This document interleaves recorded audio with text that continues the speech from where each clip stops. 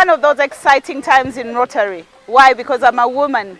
And the reason I am very excited as a woman, because we have the very first Rotary International President visiting Uganda.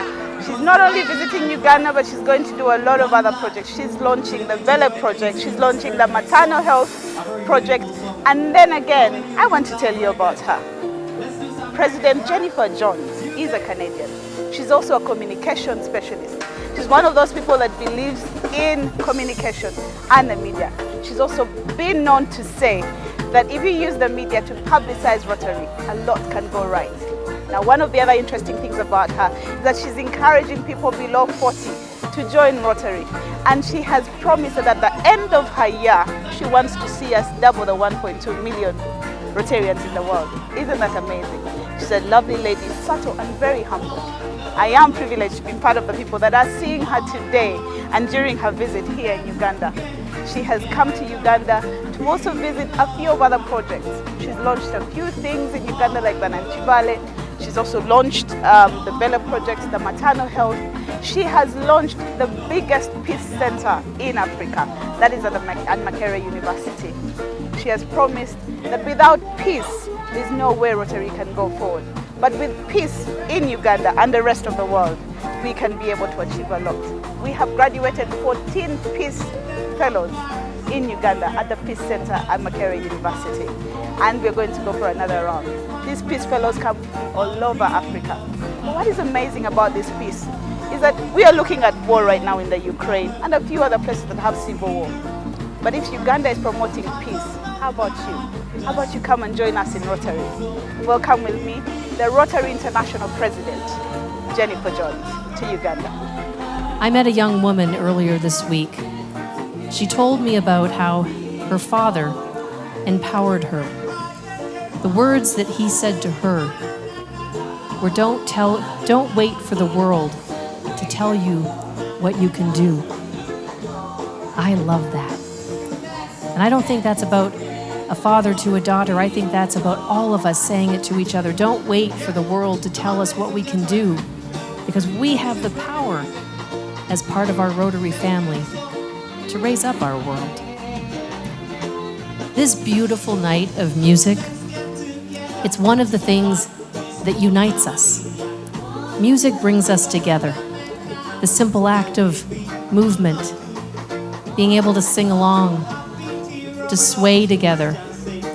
This transcends borders and boundaries. And that's exactly what Rotary does. We don't exist as Uganda or Kenya or Canada or the United States. We exist as Rotary International. One brand, one love.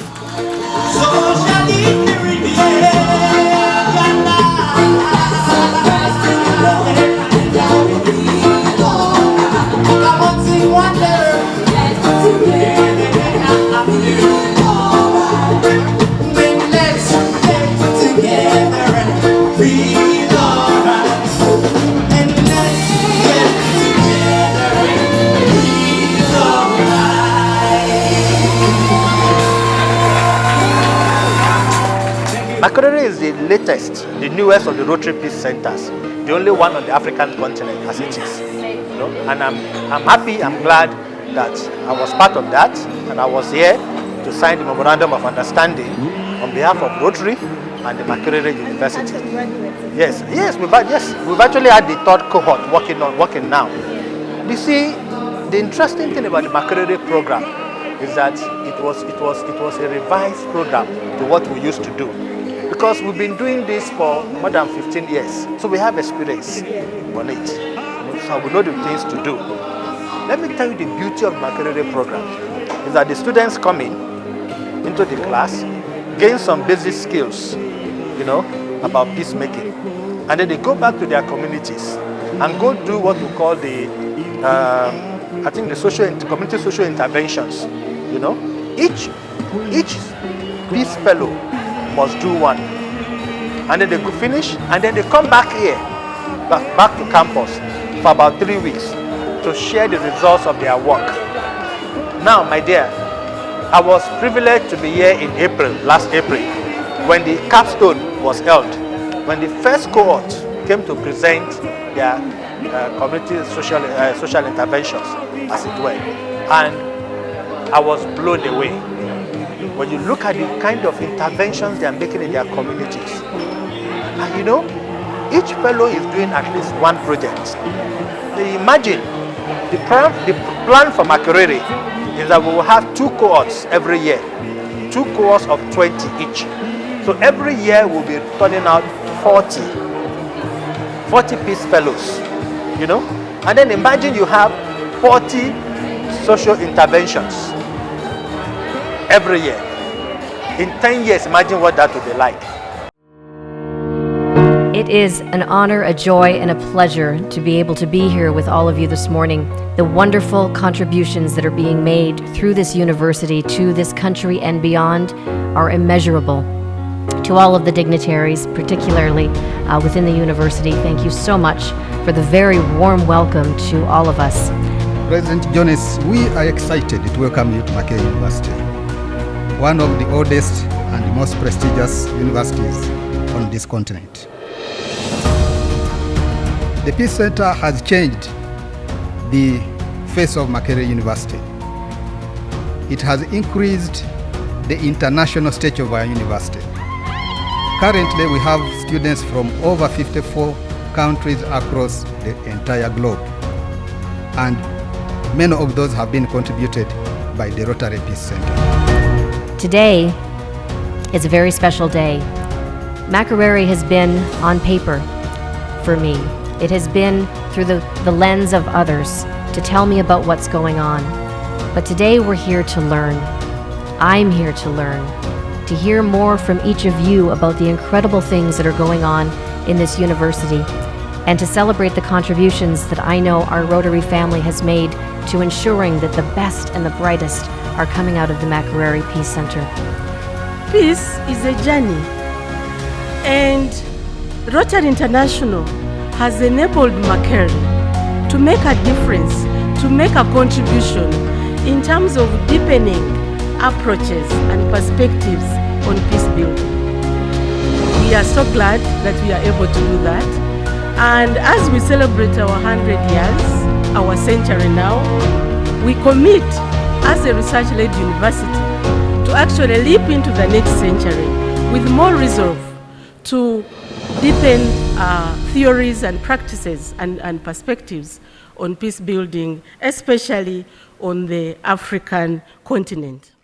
Rotary in Uganda is growing at a very supersonic speed, and that creates attention globally. People want to know what is it that they are doing so well to generate that level of growth. Second are the kind of projects that we are doing. We are doing amazing, life-changing and impactful projects. Again, those create interest in many global Rotary actors. Then the visibility of Rotary in Uganda. It is very visible. It has been embraced by both women and men, young and old. The corporate sector has come out to work with Rotary. So Rotary is active in Uganda. Rotary is growing. Rotary is vibrant. Rotary is interesting. Rotary is exciting. And Rotary is generating the interest from all stakeholders, because Rotary is known by the outcomes, by the output, by the deliverables, by the impact. And the impact we are doing with the projects that we are implementing. The cancer ward, that is phenomenal. The blood bank, it is phenomenal. The vijana poor, phenomenal. Unemployment of the youth being attended to. Now the 2 projects that we are going to do, basic education and literacy enhancement, very revolutionary. And also the maternal and child health through the village ambulance. All those are great ideas that make Rotary relevant, and it calls for attention from different actors. That's why every president feels like they must come and partake live of what is happening within Rotary in Uganda.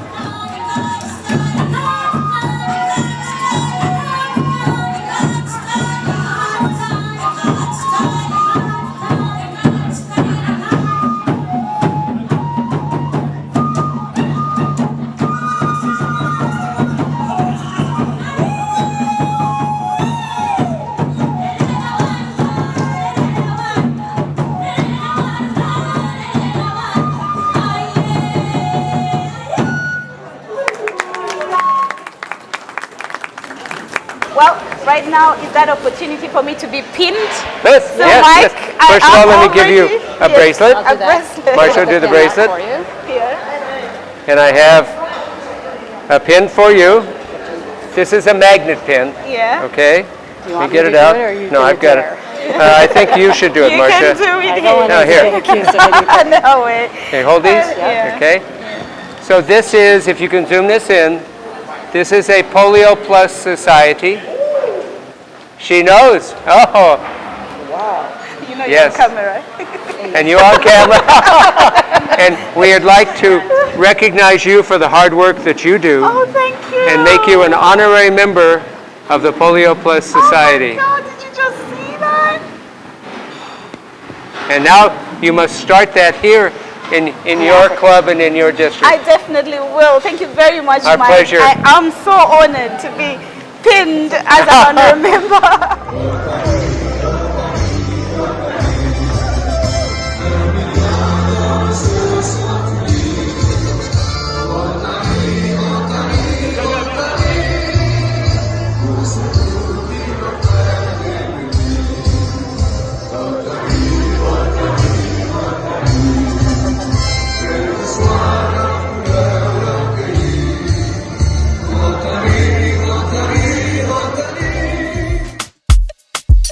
Nsimbudde bwebwa zikube bwebwa bwebwa bwa zikube bwebwa bwebwa zikube bwebwa bwebwa bwa zikube bwebwa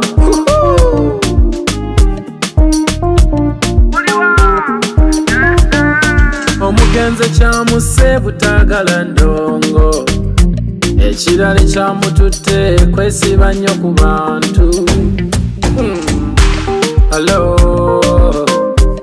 ndi eno nsiibudde halo ebakyali tuterete halo etuli eno tusiibudde halo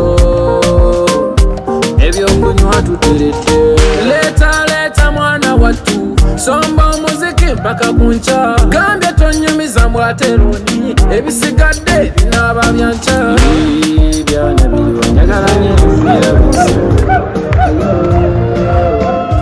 munengereza kikimuba musuka let's go go night boy squeeze more chakidu chekide chekamao zole yankuwe bwebwa zikube bwebwa bwebwa bwa zikube bwebwa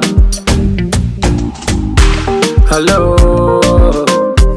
ndi eno nsimbudde halo ebakyali tuterete halo etuli eno tusimbudde halo ebyokunywa tuterete empere yeriko empere yeriko kona baba empere yeriko watakotaka empere yeriko omugenzi kyamuse butagala ndongo ekirala kyamututte kwesiba nnyo ku bantu kati twekyange bwebwa mujje eno twesange bwebwa mujje ku fulo twekyange zikube bwebwa mujje eno twesange bwebwa balindiridde halo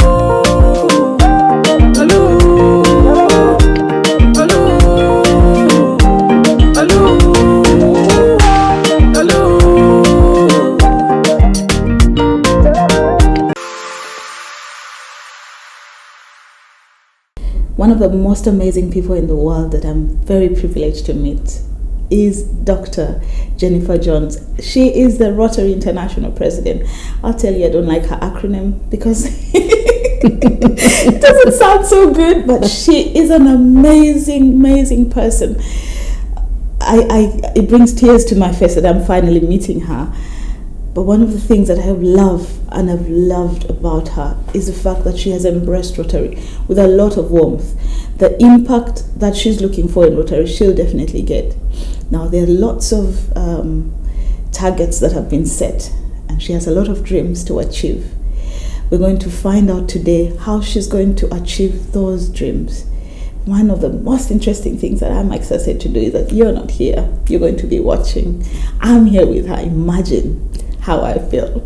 Welcome to the Rotary Moment Show. Thank you so much. I am delighted to be with you. Oh, I can't believe I'm sitting with you. Now, President Jennifer, how can I address you? President Jennifer? Jennifer. Jennifer, great. I get to call her Jennifer. That's because we're part of the Rotary family. Yeah. We're on a first name basis with each other. And so even though there's different leadership positions, yes, we bring ourselves to the table. So yes, absolutely. You call me Jennifer. Great. I keep telling everybody when I'm on the show that, when we are in Rotary, we are equal. Yes. We're the same because we're serving, and has nothing to do with the positions that we have elsewhere. Now, I'll start digging immediately. You have, when somebody surfs right now and goes to the internet and surfs Jennifer Jones, one of the things that stands out, the biggest thing that stands out is your love for membership growth. And I don't know if Wikipedia has it right, but they're saying the need for you to double the numbers in Rotary. Do you mind telling us how that is going to happen in this 1 year, and what strategies are you putting in place to ensure that you meet this target? Well, I'm not sure that Wikipedia is accurate, because I don't think that doubling our membership in 1 year is an attainable goal. Yeah. And for me, to be quite honest, growth in our organization is not about numbers. Yeah. It's about getting the right people into our organization. We are people of excellence, and we want people who represent the best of our communities. Yes. And so, I like to say that's people of influence, people of purpose, people of action. We use people of action as one of our internal calling cards, if you will, about what it is that we do, because we make things happen in our communities, and we're problem solvers, we're community leaders, we're the folks who can be connected and open doors, unlike other organizations, and quite candidly, unlike even government. We have the ability to create this global network. We're 1.4 million members around the world, and that gives us an ability to create incredible impact. So in terms of numbers, of course we want to grow. We want to grow because we want more people to do good work. That's exactly what we want to happen. But we don't want to open the floodgates. We want to make sure that the right people come through. And then what we need to make sure happens is that we take care of them, and that we ask them, what do you want out of this experience? And then help deliver on that. And I know you and I have both had discussion already about what Rotary has given us, how we've personally grown because of our membership in this organization. And we are a membership organization of individuals who do service. Yes. But we also have leadership growth, personal growth. I think of all the things that I have learned, that I have become better at in my journey through Rotary. I can say I'm a better public speaker, I'm better at event management, I'm better at board governance, I'm better at all kinds of different things because of what I've been able to learn as being a member. And then the great part is we take that into our vocational lives, where it even improves what we do in our work, day-to-day work life. So yes, we do want to grow. In particular, women. I want to make sure that we're conscious about growing women and younger members in our organization. We've set a target for 30% of women globally. We're currently around 25%. And the reason for that is not necessarily just because we have to randomly select women to join, but I like to think of it through the lens of it being a business opportunity. If in your business you saw an underperforming market share, you would do something about it. And I would. And so, when you think of the global population, 51%, I believe, are women. Yes. So we have an underperforming market share that we need to address. And so having honest dialogue about that, and making sure that our clubs reflect our communities, that's the most important thing we can do. But we want to make sure that, I want to come back to this point, that we're picking the right people. And that they are people that want to put the best of themselves into their communities and into their world. Well, I want to pick on the right people and the membership growth. Now, in Africa, for example, we have 10 districts that are in one district, 10 countries in one district, with about 1,000 Rotarians. And as I was discussing with some folks, I said, it's okay to have the 1,000 in 10 countries, but do we have the quality? Do we have the impact? Do we have the project? How do we ensure that the 1,000 can attract more within the 10 countries where they are, and then we start to divide them into the different districts that we're looking for, the quality of membership? How can you push? What is your agenda on pushing that? Well, I think the most obvious way that we can do it is that we join our organization in many different ways, but the primary way is through an invitation. Yes. So we need to look at the people closest to us. Who are our trusted friends? Who are the people that we like to spend time with? Yes. And invite them to participate, not necessarily to come to a meeting. Ask them to come to do something in a project, so that they see, oh, that's really cool. This makes me feel good. This is a good paycheck. I like this kind of paycheck. And I like the people that I just did that with. And so maybe I'd like to spend more time with them. And then we get together in fellowship with each other and enjoying each other's company. And maybe that's over a meal or over a cup of tea or a glass of wine. That's where the relationships start to happen. And then I'm smiling. Why is that? I usually tell my audience that I have euphoria, that feeling of accomplishment every time I finish a project. The happiness I feel cannot be paid for. Sorry for cutting you short. No, absolutely. Yeah, so you just said the paycheck. Maybe I should change that to paycheck. But that, nobody can give you that feeling. Yeah. When you see children, we recently had the Bella project, children reading. And they have all these books and they're so excited about reading. Oh, Nachivale, my Rotary Club is the one that started Nachivale, Refugee, the Rotary Club. And the happiness of service. We recently did the solar lights with the Rotary Club in Kampala, partner. The happiness of just something so small. Nobody can pay you. Nobody can pay you that amount of money and you feel that happy. But but those things, while they may sometimes seem small, actually are so big. And the opportunity, that solar light, that opportunity for a young child to actually study past it getting dark, to be able to be educated, and spending time in the settlement was an incredible opportunity to see the resilience of people. And I sat with many different women, talking with them and asking, what do they need?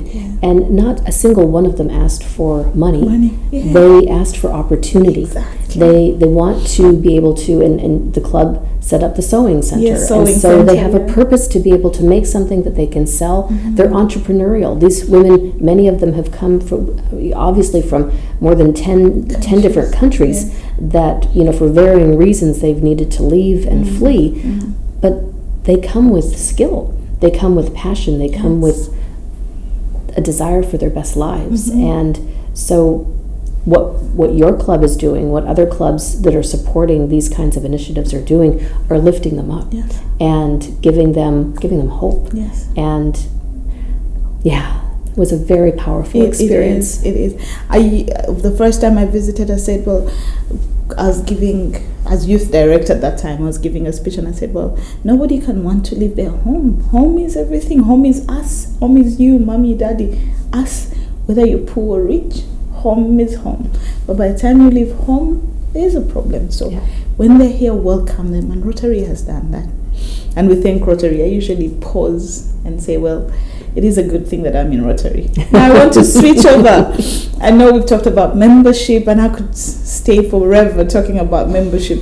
The reason Rotary Moment exists is to demystify the things that the public knows about Rotary and show what we do. And we hope that we are doing that. We want to move to Africa, and that moves to public image. Yes. What is your strategy on public image? It's been 4 months in, 5 months in. What is the strategy on public image? How do we grow programs like Rotary Moment? How do we make sure that our public image office from the RI office builds different routes, making sure that we have the right information. How do we tell the Rotary story? Yeah. So this is a great question, and it's my biggest passion point. And just about 12 years ago, I was chairing our Rotary Strengthen Rotary Brand Committee, and we were looking at it from the lens of telling our stories. And we engaged a firm out of New York that had a global footprint. We did tons of research to find out who knew about us, who didn't. The reality was that only 2 of 10 had any sort of knowledge base about who we were. And for those of us who have DNA of Rotary running through our bodies, it was so disheartening. And part of what that told us is we need to be better at telling our story. We need to be better at telling the impact of what it is that we do. And so we started doing Rotary Moment training even with some of our governors. And that was about helping people to understand that they need to tell their stories. We need to tell our stories. Because when we do, like-minded people want to join with us. Or someone wants to donate, or they want to participate, they want to attend an event, they want to be a supporter of some kind. So helping people to understand that even a simple activity, if you think about it and are able to express it through a story, it can be so impactful. And this is in less than 20 seconds I'll tell you a story, but these words impact people all of the time. A good friend of mine was in the country of Dominican Republic, and they had been there doing work for several years, putting water wells in. And one day he and his friend were standing there talking to one of the village elders, and she said, when the well was built, the children stopped dying. That's a very short story to be able to tell, but what impact that has in helping people to understand that our actions create lasting change and impact. And for us, in terms of telling these stories, it's what motivates us. It's what helps people to understand. And quite honestly, it's the best speech technique of all kind. You don't need to have notes in front of you when you know your stories. When you know your story. You stand and you can give testimony of what it is that you've been part of, what you've seen. And the best speech makers, that's what they do. They tell stories.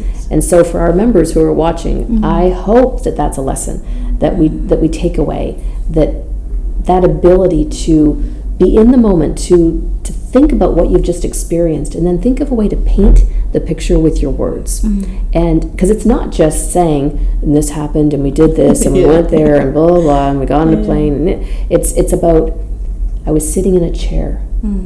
I was looking out at the environment around me, the sun was setting, and I was sitting next to this person, and we were having a conversation. And then you start into what you talked about. It's painting that picture so people understand what it is.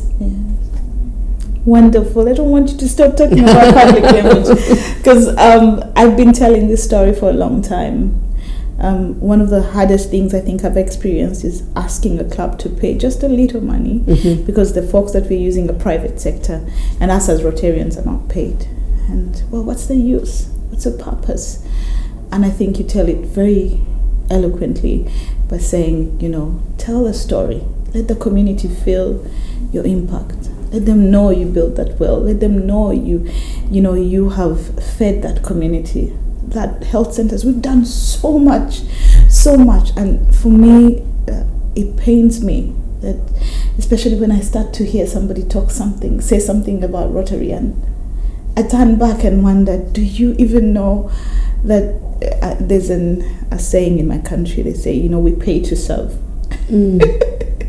We actually go out of our way, we leave everything and we go to serve.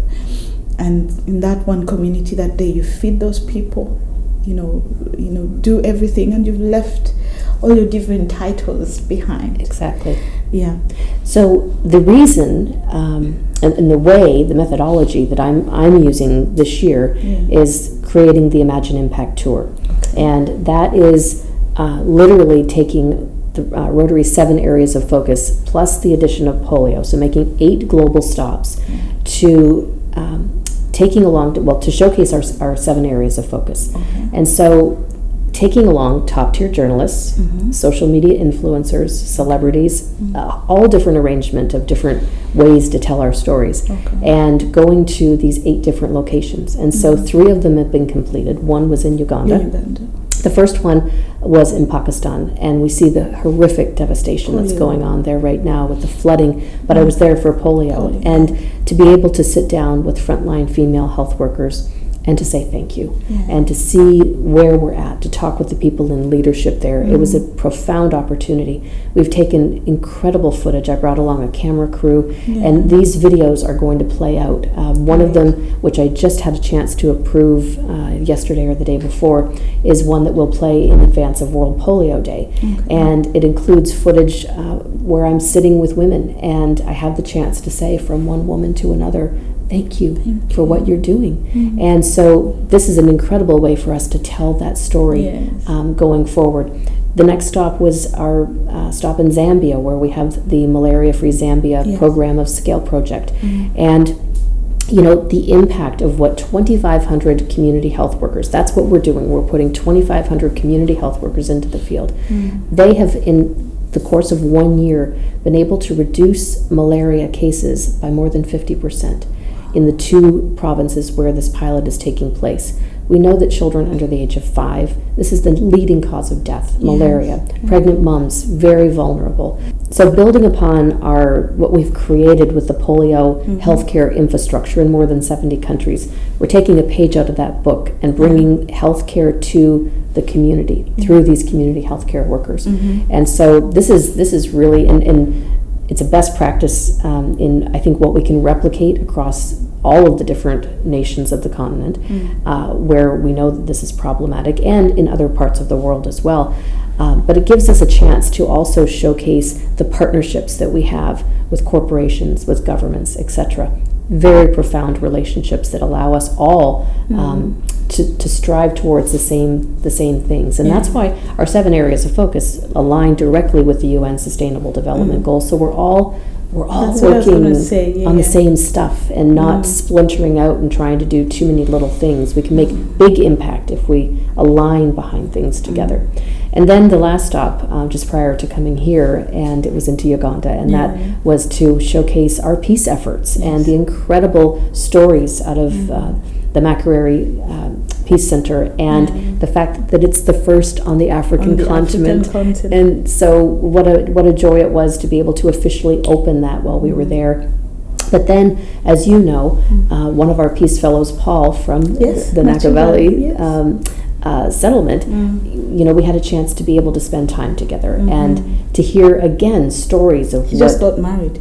I know. He's doing amazing things, and now starting a Rotary Club. Yes. The Rotaract Club is birthing a Rotary Club. Totally the opposite of how that normally happens. So what a great story for us to be able to tell. And then to be able to capture that, we brought an actress along from the United States who is of Zimbabwe heritage, Simbangile Malambo, and so it was great. She had an opportunity to work with some of the young people there who are interested in film studies. We had a chance to play with kids in a soccer match, but one of the things that's most important about that is that she has a voice that many people will listen to, and for her to be able to help tell our stories now on her social media and other ways, using her voice in advocacy for what it is that we do, is an incredible opportunity to expand our reach. And so it was great. We'll go on to the balance of the tour for the rest of the year, but this is about telling our stories. And I guess the final point I'll make on that is that, yes, we want to tell them to our internal audience because it creates point of pride. But the reason for this is really taking opportunity to talk with an external audience, to shine that light on what it is that we're doing, to raise the eye line of our organization to the world, so that when we say, you know, Rotary, they don't say, what's Rotary? Exactly. We need people to understand without us having to explain exactly who we are and what we do. Wonderful. My takeaway there is the fact that we can use our experience on polio to replicate it for malaria. The fact that we can tell our story, you say internal pride, I like that, but to tell the story to the rest of the world, so that Rotary means something that is elevated, is building a community. And I think that's a wonderful strategy. I wish I had the whole day still. I want to move my next question to diversity. Yes. Now, you can't blame me for bringing this one up, because I know everybody will bring it up. But the first thing I want to talk about right now to the audience is that I've studied Dr. Jennifer's background. I've done a little research, and one of the things I'll tell you is that out of everybody that was selected to stand as Rotary International, I think she stands out as the most amazing human being to lead this. And I don't want to pull the 117 or first woman, that's pressure, but I think you bring warmth, you bring reassurance, and you bring, we're still here and we're going to serve. And from all the speeches that you've given that I've managed to listen to prior to this interview, you bring the freshness to Rotary. Now, I don't mean to to say the rest didn't, but I think you've humanized. I don't know if that makes sense. Well, humanized Rotary and made it, we're here, you're embracing. I want to talk about that diversity, yeah? I don't want the female cut, and I know I'm a female, you're a female. We never, especially when you're in positions of influence, people want to bring that up. I don't think that is the reason you're there. You're there because you're capable, and you're doing wonderfully, by the way. Thank you. Very, very well. I want us to talk about the diversity that you bring to the table. I think, you've touched on something about how you framed it, and one of the things that I think is incredibly important for us to reflect upon is what we're coming out of, where we've been over the past 2+ years, the incredibly difficult, challenging time that every single man, woman, and child on the planet has had to go through. And in many ways, we need to take the best from the worst. And I think what it did was, I think it level set us as human beings. I think it gave us an opportunity to remove maybe thinking of someone as so important and someone as lesser important. We all had to go through that exactly the same way, with the same fear. No one had a get out of jail card free, not at all. And I think that has been a profound life-altering experience. So now as we look around the landscape of our communities, we see not only did we help in incredible ways through the pandemic, with a myriad of different ways that our Rotary family really stepped up. But now taking a look at what do we need for a lot of people, that's mental health support. People have been stressed. They've been in a pressure cooker. And now as we come out of that, we see all of the different things happening in our world. We see climate crisis, we see refugee crisis, we see natural disaster, all of this war, we see all of this going on around us, and we have this opportunity to be a healing force in our to the table, in our world. And so, when you think about the diversity of leadership, I think that we need nurturing leadership right now. I think we need kind, compassionate, empathetic leadership, and we're seeing it with many global leaders. I think that men and women both have the capability for these traits. I think that there is a sense of perhaps sometimes with female leaders, nurturing and empathy being a little bit higher on the, is it maternal? On the emotional quotient, maybe perhaps. But that's not to suggest that our male colleagues don't feel the same way and don't perform the same way. But I think it's the kind of leadership that we need right now. So from a diverse perspective, that's how I like to frame the topic of diversity, equity, and inclusion. That we need to reflect our communities, and we need to allow people to show up as their true, authentic selves, and then to make them feel warm and included, and to give them an opportunity to have purpose. And so we need balance. And if we started out as a male-only organization, we only looked at things through the lens of one gender. So now we need to look at it through the lens of multiple genders, multiple cultures, multiple races, multiple faiths. Even though we're a non-religious, non-political organization, we bring that by who we are to the table. But then we have that opportunity to look at things through a kaleidoscope of purpose. And because of that, that's what allows us to solve the world's most pressing challenges. It's not all doctors looking at it one way, all lawyers looking at it another way, all communicators looking at it this way. Each one of us brings a different part of the solution to the table. So for us, that's the root for me of diversity, equity, and inclusion, is ensuring that we have the best that we can bring to the table, and that we provide an opportunity that is warm, welcoming, and inclusive for all to be able to participate. And you are doing it perfectly well. Now, this is for my producer, who usually says, "What is kaleidoscope, Carol?" Well, the president just used it. I usually go, "That's kaleidoscope." And you just used it. I started smiling. Now, finally, this is the fun moment. So I'm going to chip off some of those little silly questions people ask. Love it. The first one: do you remember all the names you've been given across the community? Do you ever remember? Or give me one that you would remember. So the names that people have given to me, or the names of the people I've met? No. The names that you've been given. Well, there hasn't been that many. I think that's in Uganda we have like tons of tribes. All of them want to give you names. I don't have one there, so I don't know. I'm going to give you a name. You'll have to. Then I would love to hear it. So in Uganda, in my tribe, a queen is called Nabagerika. Can you say that? Namageria? Nabagerika. Nabagerika. Yes. Nabagerika. And I'm going to name you Nabagerika. Nabagerika. Kugerika means producing. The producer, the mother. That's beautiful. That's absolutely beautiful. Yeah, so from today onwards, I hope you remember. I will remember, and we're going to write that down so I do remember it perfectly. You're called Nabagerika. Thank you. Thank you. That's the rest of the world can move on. Mine is given. My final question: the outfits.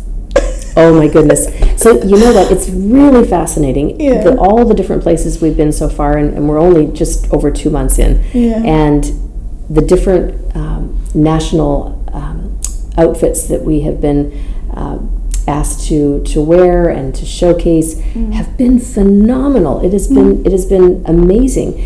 So much so that I was talking with one of my colleagues back at our headquarters, and I said, in my presidential office, I want them to get some seamstress busts that you sew clothing on, and display some of these outfits, because I mean, we got married in India. I've got this whole beautiful Rajasthani wedding gown.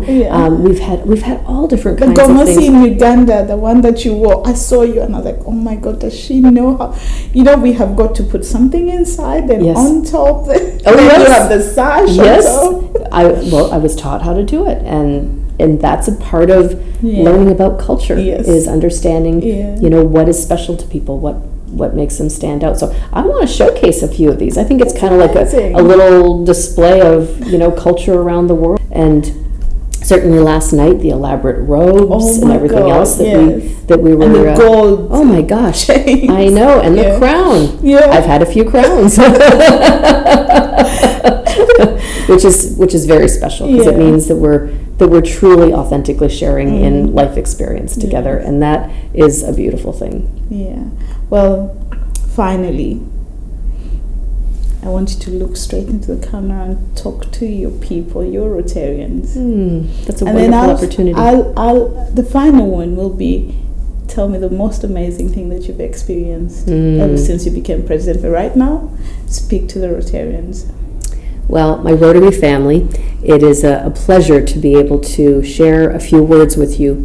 And I guess the most important thing that I can say is thank you. Thank you for being leaders in our organization. Thank you for making Rotary a priority. Whether you're an interactor, a Rotaractor, a Rotarian, you're all part of our Rotary family, and every one of us is working hard together to make our communities and our world a better place, all while making sure that we're also strengthening our own personal capacity. And so to each of you, I hope we get a chance to cross paths if we haven't already sometime in the future. And for many of you, let me consider this an opportunity to give you a personal invitation to come to the convention in Melbourne. I'm planning a big party there at the end of May next year, and so I would love to see our family show up in earnest. Yeah, well, just that opportunity that we're going to have to be together. And it's been, we had a wonderful convention in Houston. Yes. And this is going to build upon it. It's a long way away for a lot of people, so we all have to put whatever our currency is into our piggy bank and save up. I know it's a big opportunity, but hopefully we'll have a chance to see some people. But until then, let me just continue to say thank you. That's great. What is the craziest thing that has happened to you since you became president? Oh, craziest. It's not bad, but something that you sit back and just chuckle with, laugh.